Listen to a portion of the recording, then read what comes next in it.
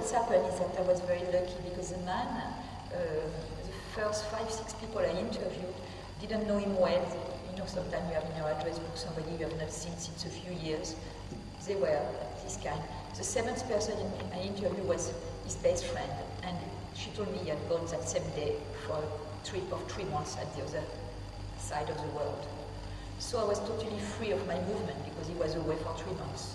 When he came, what was interesting is that most of his friends that didn't like much the procédé thought it was perfect for him, that he would like it, that if somebody would like it, it would be him. So many of them accepted to talk because it was him. Well, they were wrong because he came back and he was extremely, extremely angry at what had happened. His name was never given in the paper or his identity. He knew it was about him because his friends told him. But his name was never given. So finally he decided to take me to court, and it happened that the newspaper was responsible and not myself. So he finally proposed to the newspaper a solution. He found a photo of me without clothes, completely nude, and he made an article saying his real name, saying he was not John Doe, he was Pierre Baudry. And he explained why he didn't like what I had done, with, as a photo, my portrait without clothes, which was not very hard to do because I was a stripper at the time, so it was not a big shock for me. But what was interesting is that he gave his name, so suddenly he gave people that didn't like it because it was fake liked it, people that liked it hated it. There was suddenly this aspect about reality or not appeared to be in the debate. So, what else? Anything about this? Yeah? Have you presented photos of him in the Libération? What? Have you presented photos of him in the Libération? No.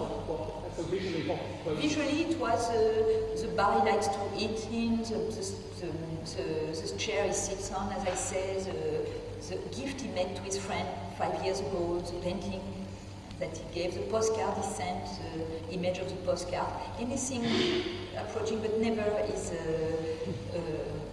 his face or anybody's face.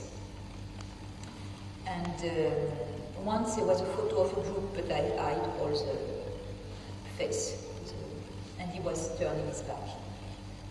And when they published the photo Libération, I asked also to have my face written white, like I did for the others.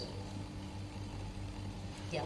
You couldn't print everything that you got from information, so what did you choose to edit out, and how did you guide it? I chose to edit out things that were, sometimes it's not an excuse, because even if I think this work was maybe the most, the one I have the more doubt about everything I have done, because maybe the cruelty of what, of the result I didn't like. I was not consciously cruel. I didn't want to be cruel to him, let's say. So if I could redo this work, maybe I would redo it differently. But I must say that even if I feel some guilt, excitement is much more strong still than guilt, so I would redo it. But I took out things that some of his friends gave me information that I told them, are you sure you want to tell this? It's going to be tomorrow in the papers.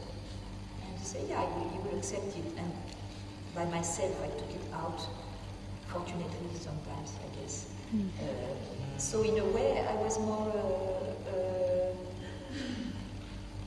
I took more care than some of his friends. But I did it, so I am the responsible.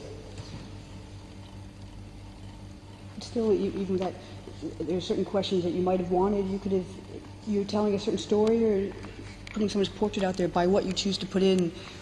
Were you really conscious of the way that this was being molded in a way, even though it was by his friends or electricians and associates? If I was conscious of what? The way the story is coming out, by what you choose to put in and take out, you really are guiding the story a little bit, or his portrait. I hope so, yeah. I was conscious, yeah. I mean, I was trying to build. I did the same years later with stolen painting. So it's not about somebody having emotion, but it's the same idea. I took those paintings that had been stolen from the Isabella Stewart Gardner Museum in Boston, and I asked people that had a daily relation to those paintings, like the guards, the people that carry them, all different relations, the curator, to describe me the missing painting. And I did the same also at the MoMA with paintings on loan at the time. So, somebody speaks about the fact that a woman looks like his mother, and another one, Johnny, speaks about the color and the composition. So it's different story, different levels of description of the painting, and finally I photographed the absence of the painting and a text exactly of the size of the painting that was a portrait. In a way that was the same. It was I built a portrait. I could have chosen other things. It's never. It always becomes a fiction, even if everything is true. It still is a fiction.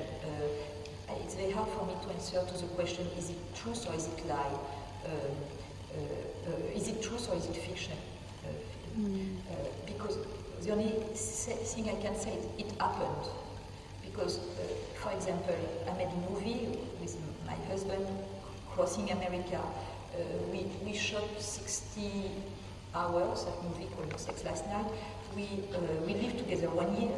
On this 1 year we shot 60 hours. On those 60 hours we choose 1 hour and 15 minutes.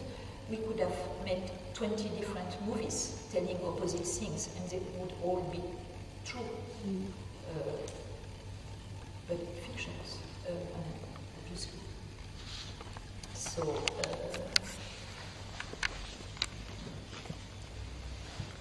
answer the question like this. Yeah? Oh, you're a specialist. You're the one that want to marry me, maybe. No, I can't repeat what I just said. Tell me, what's your question? No, ask me. Just a question, to go back a little, which perhaps might help to go forward.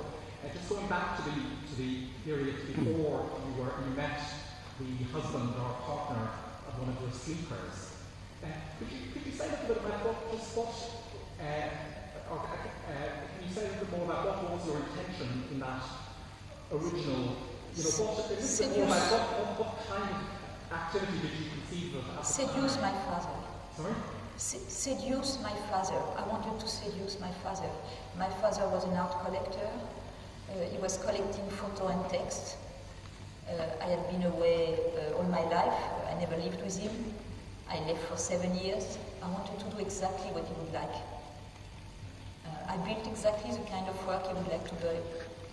So can you say the names of the people he collected? He collected people like Jean Le Gac at the time, like the American photographer that was writing under his photo. I just did the same. I took a photo and I wrote under Don Michaels. He was collecting Don Michaels. I just repeated exactly what I knew he liked. So that, I think that was my deep first movement, was to repeat precisely what my father would have bought. So did you succeed? I succeeded, yes, he bought my work.